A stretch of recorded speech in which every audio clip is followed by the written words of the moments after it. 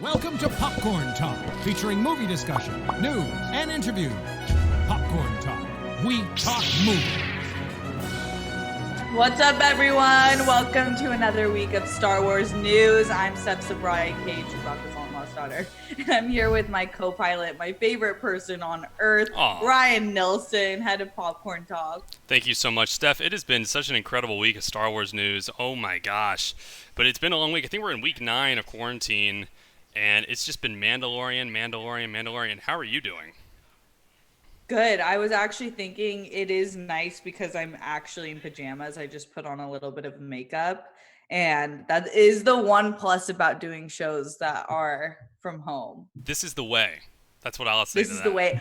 Also, Rye is the absolute tits because Rye got me he dropped off when I was in LA. Yeah, we should have had them. We should have had them. We'll bring them next time. He got me a mask that he also has with Baby Yoda on it. It's so cute. Now, Baby Yoda face mask for protection. Got it on Etsy. Really cool. Yes. Yeah. So I was happy so awesome. To share that, Miss Steph Sabraw. I was also going to say shout out to the live chat guys. Thank you so much for tuning into us. I'll be shouting you out the whole show. Throw in your comments down there. What do you think of all this amazing news that we're covering throughout the day? Shout out to the live chat. Shout out. Also, fun week because Ryan and I actually disagree on our first topic of the week, and I love when we disagree because it doesn't happen a lot, but when it does, it's pretty like opposite sides of the spectrum. So obviously they're in the Mandalorian season 1 in the Gunslinger episode. We did think during our after show that that was Boba Fett because it was the same sound of his boots as Empire Strikes Back, I think was the scene that we heard. I actually thought it was someone else. I actually checked the tape. Did? Yeah, I thought it was Cad Bane, who is he's a character from the Clone Wars, and there's a lot of Clone Wars news in relation to the Mandalorian this week. But I thought it was a different bounty hunter, and it's still not confirmed that is the bounty hunter that was at the end of that episode. But we might be safe to assume.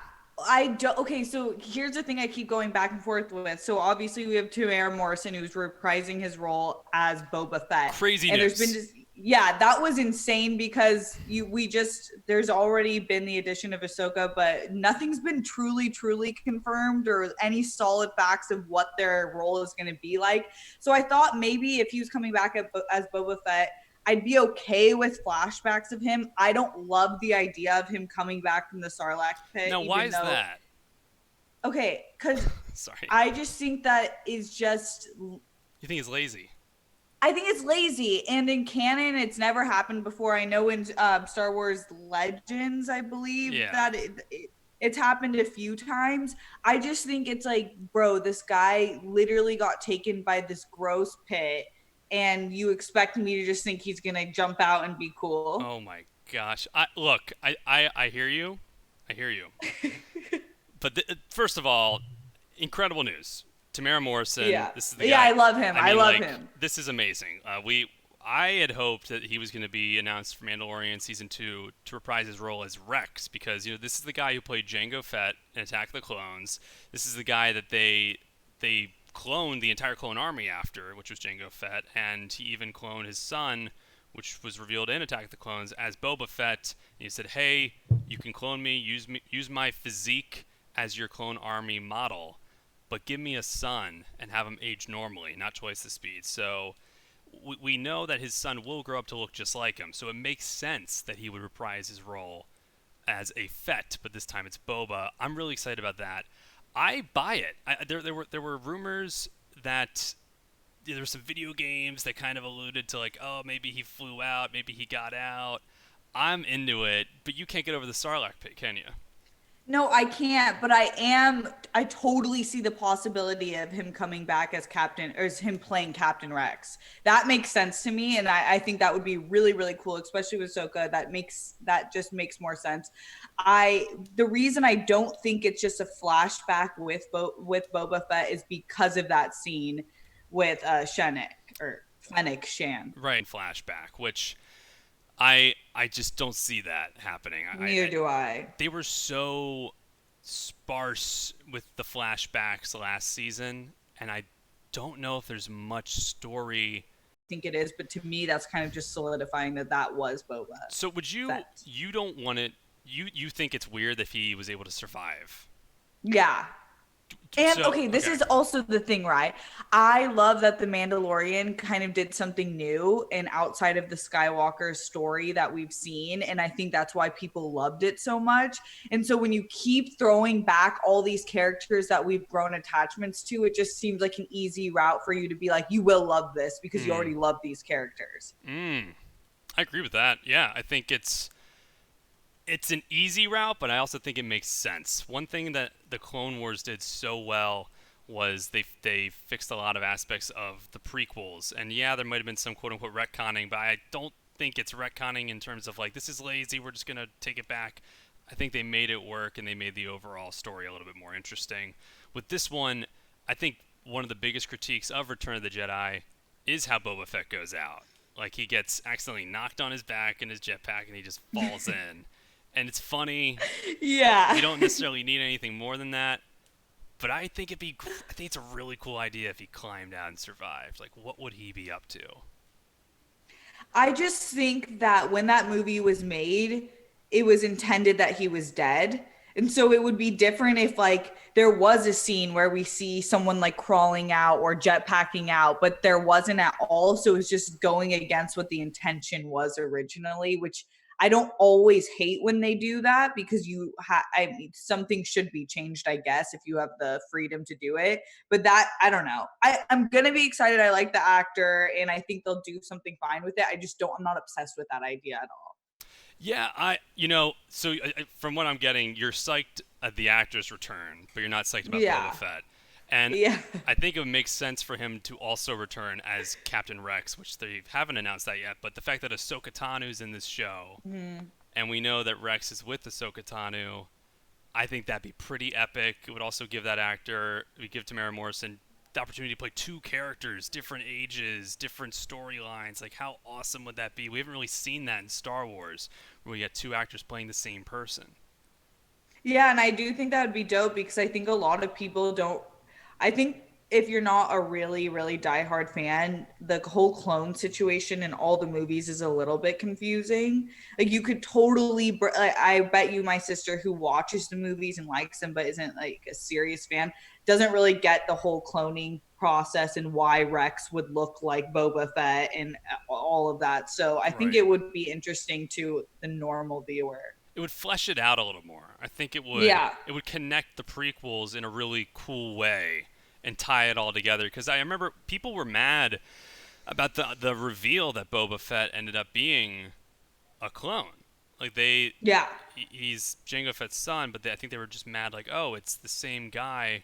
And George Lucas even went back when he re-edited Empire Strikes Back to change the voice to make it sound just like it's Temuera Morrison's voice. So I think it's cool. I can't wait to see what they do with it. Do you think it's going to be like one episode, or do you think he's going to have a presence throughout?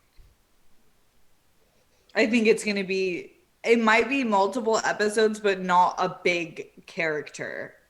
Kind of just looping in plot holes, but I don't know, maybe. But we do, it's the Godfather's birthday, George Lucas. We almost forgot. We almost forgot. Happy birthday. Dude, we just did a huge tribute on the Popcorn Talk Network Instagram, just shouting the master out, and just a bunch of thank yous, really. Like, we can't, it's sad because I feel like we can't give him anything comparable to what he's given us. And just like, thank you for creating this universe, creating these characters, sharing these stories, sharing the characters with other creators, and ultimately making movies and dreaming. Yeah, $1 billion would be nice. That is a nice way of saying thank you because we have made the man very, very wealthy. Yeah. But it's true, his mind is amazing. There's very few people on earth creatively who's going to be able to do what he has done. There is no Star Wars. There is no show. There's no Mandalorian without him. He is the reason we have all this, and it's just amazing to think like this one guy. People just think, oh, he came up with A New Hope and these characters, but the dude has come up with everything, and he's also moved just film in general, legions beyond. He's paved the way. He's pioneered filmmaking with visual effects, with models. The dude has done so much for film. He's just happy birthday, man. Yeah, in comics and everything. So it's pretty crazy. Yeah, shout out. This is other exciting news. Katee Sackhoff is rumored to be playing action in Mandalorian Bo Katan in season 2, which is really exciting. I know that obviously you have probably more to say about this from the animated series. Yeah, sorry, I'm just seeing right now on Twitter. Apparently, like YouTube is down right now. No I think way. we're still streaming, but like I've tried to go on to the chat and everything, and a lot of it's just down. So unfortunately, I don't know if we're gonna have much of a live chat this episode. Just giving like a quick update. Our stream seems to be completely fine, but yeah, everyone's tweeting about it. Like YouTube is just down right now. So it's just Steph and I talking Katee Wow. Sackhoff. Yeah. Um, Speaking of Katee Sackhoff, dude, I have so much to say. Yeah, I I want to have. hear it. I mean, first of all, when you talk about a modern day Linda Hamilton, yeah, I'm bringing in Terminator. She is a badass, and all the Yes. characters she has played have been badasses. And what I think is so awesome about this news is she voiced Bo Katan in the Clone Wars, so they're giving that voice actor performance to her. Now she can play it in live action. She was in Battlestar Galactica as Starbuck. She was in Longmire. She was in the Riddick movies with Maria Menounos' really good friend Vin Diesel. I think this is awesome news. It's a no-brainer. I want the big question though, Steph, is some people think she is the armorer from Mandalorian season 1, like the other Mandalorian that was crafting the armor. They think that that might low-key be Bo Katan. Wait, no, wasn't that? It was a different actress season 1, but they think that Yeah. that might end up being because they never really gave a name to that character.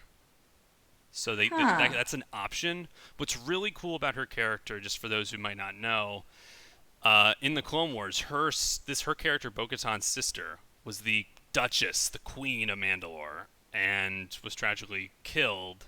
And then she helped in this final episodes of Clone Wars that just came out with the Siege of Mandalore. So she is acquainted with Ahsoka Tano. She knows all these people. So Ahsoka's, we already know, is going to be popping up this season. Now we know that Bo-Katan is as well. I'm just all the more hyped that Katee Sackhoff's playing her.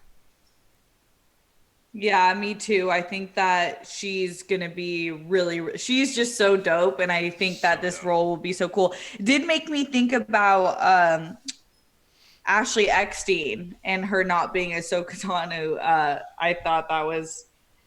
I Yeah. mean, it just sometimes doesn't work out like that. Well, it's an interesting topic to bring up. I think the big difference is Ashley Eckstein is way more of a straight up voice actress, and Katee Sackhoff, it's actually unusual for her to be doing a lot of voice acting. So she's done far more Yeah. on screen, and she has the physical presence. Like she's done a lot of these combat roles. So I think it's quite fascinating.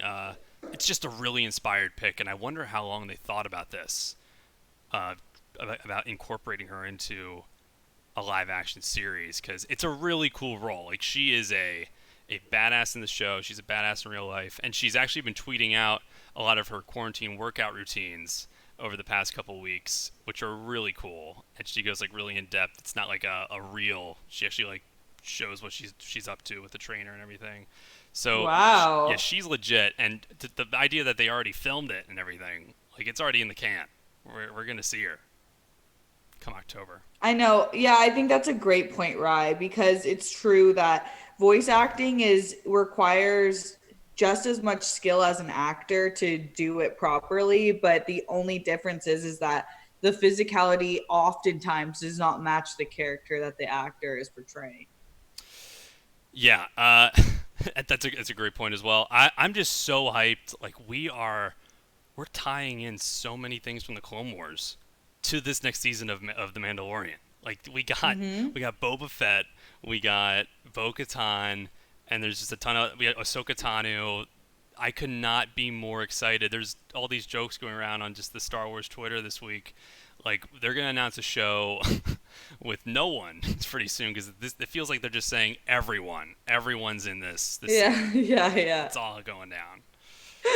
So true. Speaking of conversations on Twitter about Star Wars, there was a clip from the gallery, The Mandalorian on Disney Plus, of Dave Filoni talking about episode 1 and kind of how obviously there's obvious controversy of how people perceive that movie, and in particular Anakin. No. And he was talking about how Qui-Gon was the father figure for Anakin, and his death was kind of what set Anakin on the path that he was. And Obi-Wan was just a brother figure to him. And then explain what the debate was on Twitter. How did the rest ensue, right? Yeah, so essentially this is what happened. First off, there's that Mandalorian docuseries going on Disney Plus, like you just said, and a bunch of people on Twitter, including someone who's in our YouTube space, Adam Havlik, said, well, everyone was too busy criticizing Jar Jar and focusing on like some visual effects criticisms, they were missing some deep underlying themes throughout the whole movie. And attaching that clip went viral, like that spread like wildfire. Everyone was sharing that and all about that. And then there was some opposing viewpoints, including some critics like Scott Mendelson saying, what happened to film analysis? Like, yeah, that's always been there. Like, haven't you guys always seen that? Like, I've always been aware that you can have these interesting points in a movie, it can still be bad. So the debate became like, hey, some people actually didn't really see that before, and hearing Dave Filoni talk about it made them rethink the movie a little, whereas this guy's kind of raining on their parade. And it's not just him, it was a few other people. But it's an interesting debate. Like, have you ever thought about Phantom Menace like that? Yeah, I feel like Qui-Gon was put in the father role since he took Anakin from in the first place, because Anakin is now saying bye to his mom, which is his only like true family left. So I guess I saw that. I like episode 1. A lot of people don't, and I totally get why you wouldn't, because I think if you're a critic and at his level, because I do know how talented he is, it makes sense. I get the controversy and the complaints and the critiques of all of episode 1, 2, and 3, but I also don't really care, because I'm like a viewer who's like, I like it or I don't, and I just want to enjoy myself, so I do. Well, Steph, let me throw this at you. So, one thing that really stuck out to me in that little clip there was him just talking about how Qui-Gon was a very different Jedi from the rest. Oh, yeah. Which I never had thought about it like that. Like, I knew Qui-Gon, he's a master, obviously, like trained Obi-Wan, but I never thought of Qui-Gon Jinn until Dave Filoni so elegantly spoke about him. I never really realized, like, yeah, Qui-Gon he's an older Jedi, and he was kind of one of the last guys that was a master before this whole war broke out, before the Clone War broke out. And even in episode 2, Yoda kind of realizes, like, the majority of the Jedi are just now these warriors, they're battle, they're soldiers, and they've kind of lost that old way. And it's interesting because in the Clone Wars, that's one of the reasons Ahsoka Tano leaves the Order, is because she thinks the Jedi have kind of lost their way a little bit. So to think totally Qui-Gon was one of these last Jedi that had the way, it's really fascinating. I agree completely. I love Qui-Gon, and I think that in hindsight, it's like you were presented the dark side and the good light side. So like it was hard. You obviously voted for all of the Jedis and loved them all, but you didn't really think about, like, they were really annoying. Steph, there is a guy behind you. There's a guy behind you. It's Dad. Okay. I was a little worried for a second. Oh my God, that's how you would warn me? If there was actually someone about to choke me out or kill me, you would just say, Steph, there's a guy behind you. Steph, there was just a guy standing behind you, and I was like... He's like 400 feet away and outside. Okay, he moved, but for a second he was just kind of like... I'm telling you, like, if you look at the playback, there was... I'm sorry that's how I told you, but I just had to point it out. It's okay, Ryan. Thanks for being concerned. Sorry to interrupt. I was saying that the Jedi, low-key, were very annoying. Like Mace, Yoda, even at times, Obi-Wan at times were so annoying for the reason, like, I disagree a lot with Anakin because he was just like wild for most of it. But I do see the qualities in you that you're like, you're not much better than the dark side because you're being so controlling and so military, like militant, that I understand that. And that's why I do like Qui-Gon. And I do think that he brought that idea into plain view in a way I haven't thought about before. Yeah, and it's just so typical Star Wars. Like anything you bring up, like it's just gonna have this real drastic opposing opinions, even if it's just someone identifying a theme that wasn't really obvious to a lot of people. But yeah, I like the clip, and I'm digging this documentary series, and I can't wait for the rest. I think we got like 7 left. Not 7, 5 left. I know I started the second episode, but I didn't get to finish it yet. Yeah, I can't wait. What else we got, Steph? And then also the man talking about bringing everyone back for season 2 and 3. They're going to bring back an original Star Wars VFX producer. Let me get his name. Well, what's cool? Phil Tippett. Phil Tippett, that's right. Yeah, I mean, what were you saying? I think they might have announced like, oh yeah, we got season 3, like that. It's been greenlit, but the idea that they're already writing, like they're already producing, they're already getting the team together. They're really on top of it. I could not be more excited. Well, it's totally the time to write. And I was talking to Roxy Stryer about this. She's also a fellow popcorn talker, but we were talking about how it's the perfect time to write because we can't do anything else. So I bet you that they're having a bunch of Zoom writers meetings right now and just flushing it all out. It's really all they can do, and it's smart business, I think, because they can start rolling. It's all they can do. And beyond writing, like this shows how they're really ahead of the game with this series because they're already getting the creatives together. Like I bet they're doing models, they're doing some storyboarding. They're so on top of it, and that's one thing that's been so comfortable about the Mandalorian ever since it was announced. It just feels like they're on top of it. Like every decision, confidence. There's been 0 to no reports of like reshooting, which is not a bad thing. Reshoots. It's just like they really have planned it out and mapped it out for a long period of time. Reshooting does low-key suck, though. Yeah. It's like, it's not a killer, but it does show that something is a little bit off. I think sometimes it can be good. I'm actually not as opposed to reshoots as a lot of people. I just think sometimes it's how late in the game. There's always some nuances to reshoots. If you just finish shooting and like day 1 of the editing room, oh, we're missing this, go back and shoot, cool. But if you're like a month out from release, you're testing things, they're not working, then it's like, okay, they didn't notice this until like really late, and that's where I get a little concerned. Yeah. This is a story I don't really want to report on because it just seems obvious to me, but I feel like I have to. Mark Hamill had an interview with E! And he was saying how he won't return. He's just closing that chapter of returning to Star Wars because he's done it. And to me, I just feel like it's such an easy question for reporters to ask because obviously it will get press, but I wouldn't necessarily, if the Skywalker series saga is over, why would he return? And I just feel like as an actor, he needs to be doing other stuff like in the Shadows, which he just got introduced as a new character in. Oh yeah, What We Do. That's right. What we do in the Shadows. Yeah, he wrote a love letter to Star Wars a few weeks back about like saying thank you. I think that was when the Blu-ray came out, and I thought that was really cool, really sincere goodbye. Me too. I think I thought this was rather obvious as well. I'm still assuming if there's like a voice acting role in an animated show, he would maybe return, or for maybe a cameo here and there. Like I although this sounds like he's not even into the cameoing as Luke Skywalker anymore, which again, no, I don't blame him, but I kind of like that if occasion arised.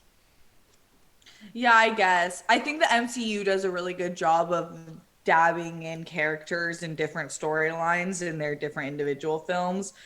I just feel like, I don't know. I would be definitely okay with it. I love the guy. Are you kidding me? But I totally am fine with him not doing any more of that. Yeah, there's no even dues to pay anymore. He's done Yo. so much for a galaxy far, far away. Yeah. I think it'd be really cool though if he did continue just doing like some voice work with Star Wars. And he's the biggest fan. He's always going to champion it. He was even talking about the Mandalorian this week and Boba Fett coming back. Like, he's the best. What'd he say? I mean, he said, I actually have the quote right here. He said, "I thought he was a decade into getting digested at this point. There's so many ways they can go, and Jon Favreau and Dave Filoni are both the right people for the job. They know it better than I do," which is the biggest praise you could get. Next to George Lucas. That is. Yeah. Also, Jon Favreau and Dave Filoni are just all-stars. Jeez. True all-stars, for sure. Should we talk about some of these rumors going around? I wish we had our Rumor Has It sound effect. Me too. From Adele, who's posting a lot on Instagram lately. Yes, Adele, we see you. We see you. I've always been an Adele fan. She is a queen. Rumor has it. What are our rumors, Steph? Alistair Petrie is rumored to reprise his role as Davids Draven alongside Jimmy Smits as Bail Organa, according to Bespin Bulletin in the Cassian Andor series. That would be pretty cool. We obviously know that Bail Organa showed up in Rogue One. It would make sense. It would be cool to see them. I would have loved to see Jimmy Smits return. I still feel like we haven't gotten the most out of that character that we need. Like, I feel like we haven't gotten that big, like, bite-size storyline from Bail Organa quite yet. Because he's in like a little bit of Revenge of the Sith and he's in a little bit of Attack of the Clones, but you have this idea that like this is the guy who raised Leia. Like, this is the guy who was helping with the rebellion all between 3 and 4. And I thought it was so cool when he popped up in Rogue One. He's popped up in a few books here and there. I think he's in the Ahsoka Tano book. I think this would be really cool. I kind of wish they were calling this the Organa series rather than the Cassian Andor. But this raises a question, Steph. If we get Bail Organa, does that mean we're going to get Leia Organa? That'd be so cool. Would you be into that? Like, do you think if they did a CG or they just casted a younger... What, and have Billy? Oh, you just won.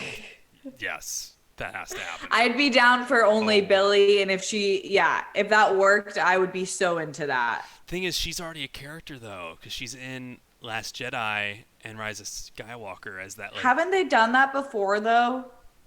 Oh, they might. Well, they have. Yeah, they technically have. Like they. Oh my gosh, I cannot believe I'm forgetting this guy's name, but it's the guy who plays R2-D2, and he also played Ewoks. I'm totally forgetting his name right now. Oh my gosh. Oh my gosh, we did a story on him Baker, like 3 weeks ago. Yeah. With Kenny Baker, and then also it's gonna come to me. Sorry, but he's played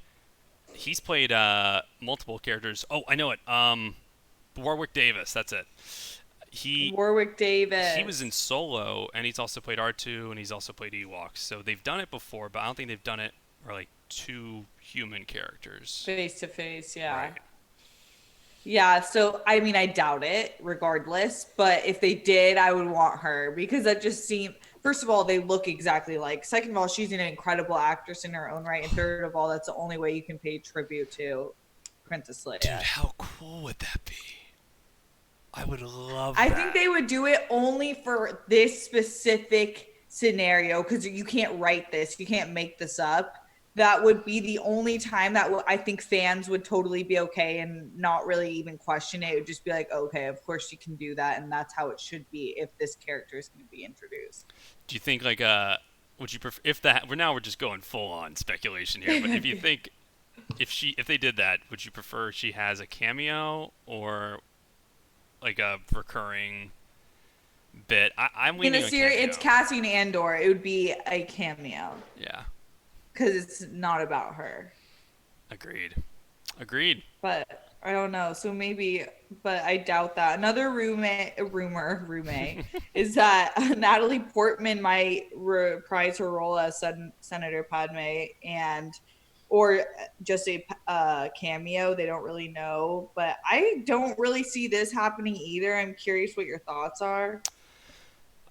First of all, this is like the most biggest rumor of rumors. Ever. Yeah, this is So such a rumor. it's so vague. We have no idea. By the way, the chat's back up. I think YouTube's back up and running. So just shouting Yay. out some people: Jenna James, Yash, Manny. Both our Manny's. Eric, Z. Thank you guys for sticking it out. I think we think YouTube was down, but we've been going live, and you'll be able to watch the whole thing in the archive.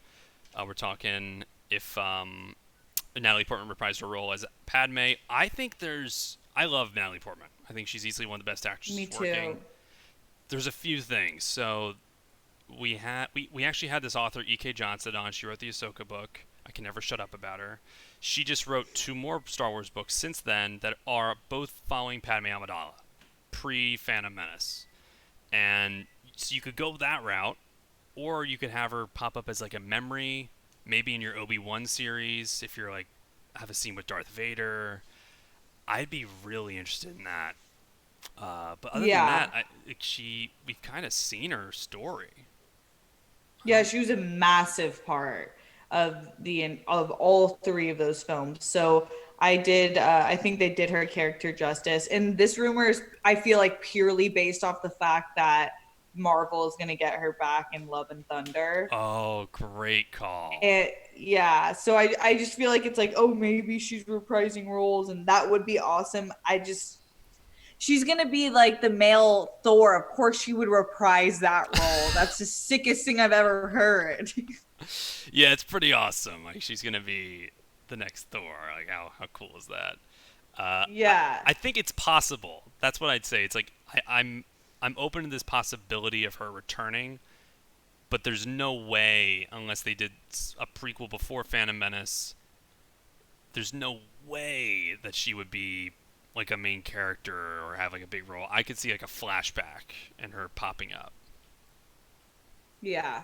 Who knows? Yeah.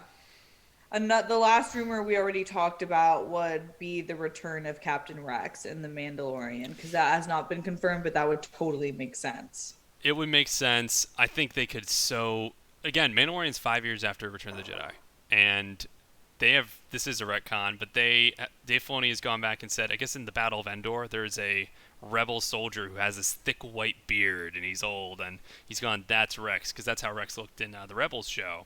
So I think it'd be so funny to see Temuera Morrison. In one scene, he's just got this thick white Santa beard, and he's with Ahsoka Tano, and then another, he's all shredded up from the Sarlacc pit as Boba Fett. I think that'd be really cool. And that's the picture Dave Filoni originally tweeted that got everyone all hyped about the idea that Ahsoka Tano could reprise her role in this live action version. It's his banner. Was with was with the guy with the beard, which now we can kind of think that was Captain Rex. I think that was in his banner. That's definitely Rex and Ahsoka. It's just, is that him saying they're going to be in this? Yeah. So I think that would be really, really, really, I would be so into that. Actually, I think that's super dope, and they should do that. It'd be really cool. Are you at all worried, Steph, as someone who, like, I don't know if you've watched all of Rebels, but even there's a lot of people who haven't watched these animated shows. Do you think they are, do you think that people might be confused if they haven't seen both of those? Or are you at all worried? Maybe it'll just inspire curiosity. No. What they'll do, because they're geniuses and the whole team working with Mandalorian is geniuses, is they'll make sure that the character's written in a way where if you know them, then you feel like so happy and probably a little bit more connected to the characters initially. But if you don't know them and have no idea of their backstory, you'll understand what you need to know. Ooh, yeah.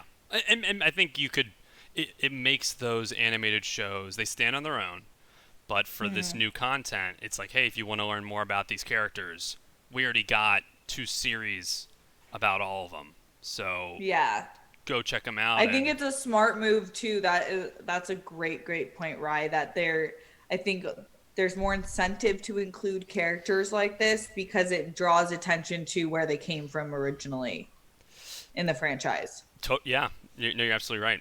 Uh, I think I'm only excited about it. I think it's only going to make more people go back and watch those shows. Me too. So last on our things is just some toys and games that are out. So Hot Toys celebrates the end of Star Wars: The Clone Wars with a Captain Rex figure. It's actually really, really cool, but expensive. I think it was like $150 for this Clone Rex Price is character. right. I wouldn't get it. Yeah. Yeah, the price is right. Let me see. It's dope though. It is really, really cool. I just wouldn't. I don't think I would unless I was a millionaire. Would you get this? Would I get it? It looks cool, guys. We'll have the link to so- this. Oh, there you go. Oh, God, that looks so awesome. Yeah. It's too expensive though. I think Yeah. I would love that as a gift if they sponsored us. Please send that.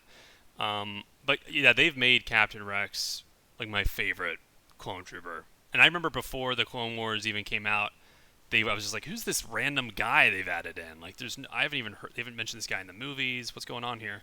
And I've completely done a 180. He's my favorite. They made him such an awesome character in the show, and I really hope we get to finally see him in live action, like we're getting Ahsoka Tano.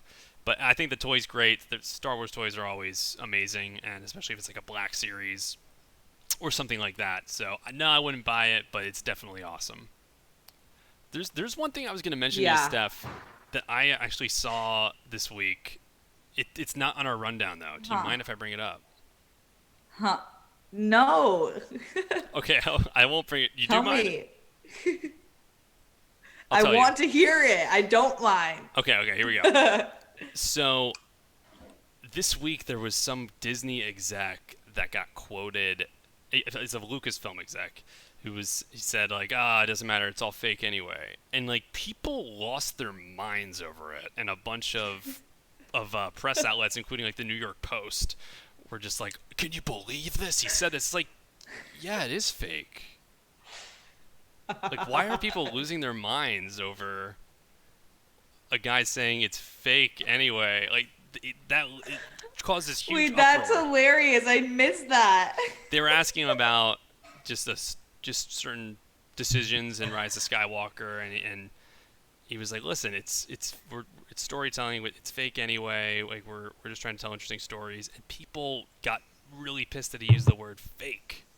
And like, yeah, it's a fantasy sci-fi show. Like, guys, chill out.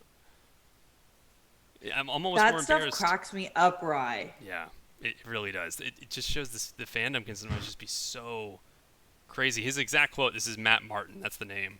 It's all fake anyway, so you can choose to accept whatever you want as part of the story. Which I think he was just trying to cool everyone's jets who might not like certain storylines or other storylines more than others, but everyone lost their minds over this quote. Yeah, I feel like I completely agree with his quote.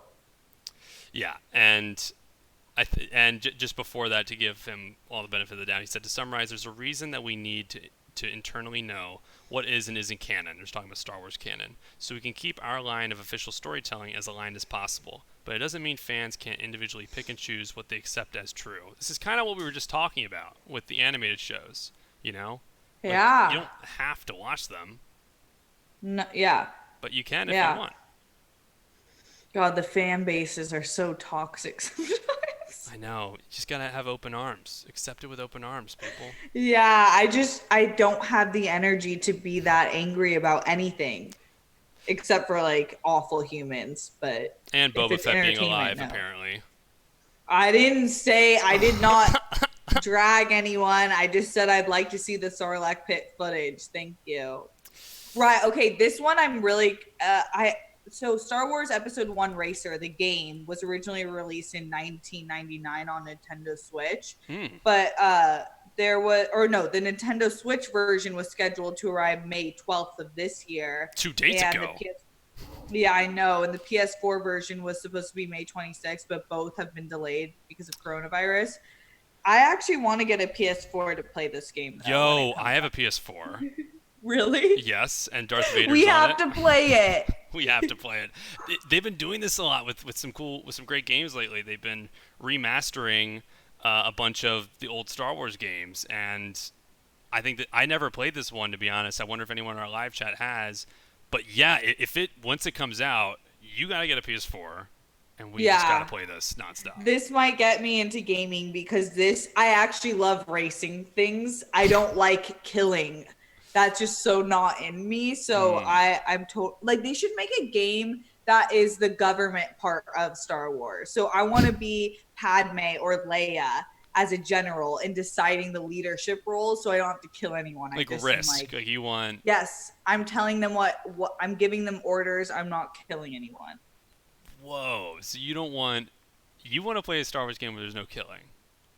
No, I would be okay with it happening. Okay. Because that happens. I just don't love like sneaking out to shoot people. Yeah, I like don't a play shooter. Call of Duty or any of those games because they're just, when I see people really get into killing people, like Grand Theft Auto, when people just go out of their way to hit strippers on the side of the road, I think something's wrong. You shouldn't be doing that for fun. I'll tell you though, but yeah, you're right. So this game's probably right up your alley because it's a racing game. It's a good change of pace for the majority of the Star Wars games that are out. Almost like a Mario Kart for Star Wars. I haven't played this. I'm really curious to hear other people who have, and if this is interesting to them. They were announcing a ton of games that are being remastered. Like I think Tony Hawk, Escape 1 and 2. I played that game. Yeah, I played that as well. So yeah, it's really exciting. I personally love all Star Wars games, and I would lose my mind if they made a Star Wars Grand Theft Auto. I think that would be. You probably wouldn't see me for a month. I would just play that nonstop. Open world. Oh Grand my God. Theft Auto is awful. Wow, guys, I'm sorry. I'm so sorry. I know every dude plays Grand Theft Auto, and I just think it really says something about you. Wow. And I know that because everyone plays it, so I'm being super kind of psycho about it. I don't get. I think if you play it and you're just doing the business part of it, sure. But every time I watch people play it, they go out of their way to be very violent because that's what the game lets you do. Dude, Eon101 and Eon001 in the chat saying Steph wants Star Wars Animal Crossing. I ain't mad though. I agree. I think that's what you want. You just want to build things, peaceful, live your life. But guess what? Yes. There's an empire out there, and that's just not the reality. Star Wars times Animal Crossing, make it happen. Steph, I think we're out of time. I know we are. But everyone in the chat, thank you so much for rocking with us. We're live every Thursday, 4 p.m. PST on the Popcorn Talk. Until next week, Rye, where can everyone find you? Hopefully YouTube isn't down next week for half the show. You can find me at Ryan Nilsen, RYNILSEN on Twitter, and at Ryan Nilsen on Instagram. Geeking out about all Star Wars all the time, all the movies, playing video games, and I am playing Jedi Fallen Order right now, which is the good Star Wars game out, which we had a voice actor in. You can go watch that show in the archives. Steph, where can people find you?